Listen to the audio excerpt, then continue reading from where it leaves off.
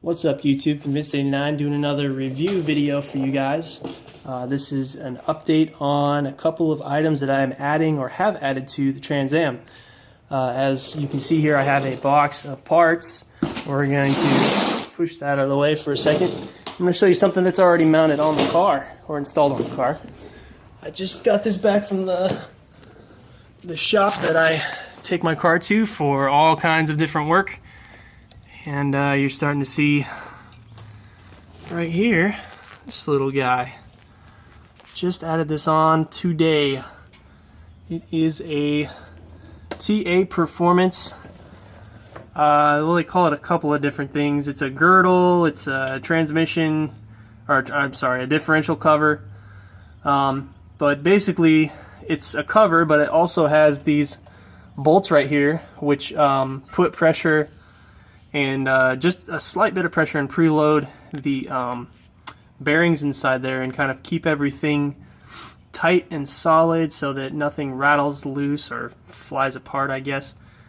To be completely honest with you, I don't really know rear ends, so I'm not entirely sure how that function works. I just know that they put pressure on bearings in there. And another nice thing about this one is that you have a drain plug. So now I don't have to unbolt my entire cover to drain the differential. And then I also have a fill plug up top, but I probably won't use that. I'll probably just use the factory one on the axle itself. So there's a pretty good look at that. Let me get the light over a little bit closer. You guys can see this beauty a little bit better. There we go. So it's you know, probably hardly ever going to be seen unless somebody crawls under the car, but it's a nice thing to have. Another thing that's nice about it, you might notice how thick the flange is on this thing. It's like, what, 3/4, close to an inch thick? I'd say it's at least 3/4 of an inch thick. The factory one is like paper thin compared to this. So this is also a strengthening measure because when it's bolted on there, it actually adds to the integrity of the rear end so that I guess there's cases where this casing can actually flex and distort slightly under load, and then that's obviously going to throw off alignments inside there and cause premature wear. So this adding this piece here as opposed to just the cover that bolts on there and doesn't really do anything, this will actually kind of add to, like I said, the integrity and strength of the rear end, hopefully make it last a little bit longer. It is a 10 bolt after all. So that is the first item. Now let's come back over here to the box and see what I've got.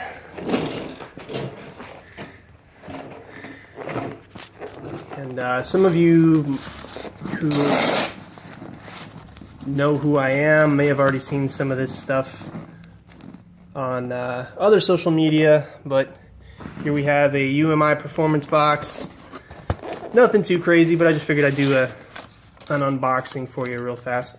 So comes with stickers. That's pretty cool. Some stuff that I'm probably not going to actually put on the car, but I don't know, I might put it under the hood, who knows. A little bit of advertising here. Throw in a little pamphlet with some of their new and upcoming products for 2016-2017, so that's pretty cool that they throw that in there. And it also lets me know that this hasn't been sitting on a shelf for 10 years. What do we got here? Some more, looks like more stickers. Oh, I think these actually go on the body of the, you can already see what I've got here anyway. It goes on the body of the rear lower control arms, also known as trailing arms. I don't know why they call them two different things. Maybe they're actually two different things, but I've heard these on the F-body referred to as both trailing arms and rear lower control arms. Either way, you've got the polyurethane bushings. So this, I decided to buy these because I had bought polyurethane bushings for the panhard bar, and that ended up being a pain in the butt to get in. To get the old bushings out, cutting them out, you had to kind of like cut the lip here on one side and then get a, oh, what was it? Some kind of a press and push it through, and it just didn't want to go. It was a huge pain in the butt just to do those two bushings, and I was like, I'm not doing that 4 more times. So I had bought just factory rubber bushings to put in the LCAs, but I decided to just take those back, and I went up to Summit, returned those, and bought these instead. I think they'll be a good investment. They're kind of nice looking. I know I didn't get the pretty red ones. Everybody always gets the red ones, it seems like, because you can pick them out easier under the bottom of the car. But I'm kind of going the opposite with it. I want to be a little bit more stealthy, but obviously it's piano black, so if it stays clean, you'll be able to see them if you're looking for them. And but the main thing with these is function. You know, they're not going to bend and distort under load the same way that a stamped steel piece will. So if I can figure out how to get these out, that'd be awesome. I also like these little lubrication nipples. It's kind of nice to have those on there so that you can quickly lubricate these bushings and not have to worry about, you know, trying to cram grease in the sides or anything. It'll just go right in the middle there, and then everything's good to go. So, high quality product from UMI. I'm really excited to put these in. I'll let you guys know what I think of them. Probably, honestly, not going to notice a huge difference under normal driving, I would imagine. At least I would hope. Nothing too drastically different. I expect these will be stealthy, like I said, under normal driving, but then whenever I decide to, for instance, launch the car, maybe it'll help a little bit less deflection, a little bit less wheel hop. I don't know exactly if that's really the function of the control arms. I know I'm pretty sure that that's part of the purpose of the torque arm, at least, is to prevent wheel hop. But maybe they'll upgrade that eventually too, who knows. But this is what I've got, guys, and I'm going to put these in today. Hopefully it's out here. It's raining out here, man. It's really nasty out today.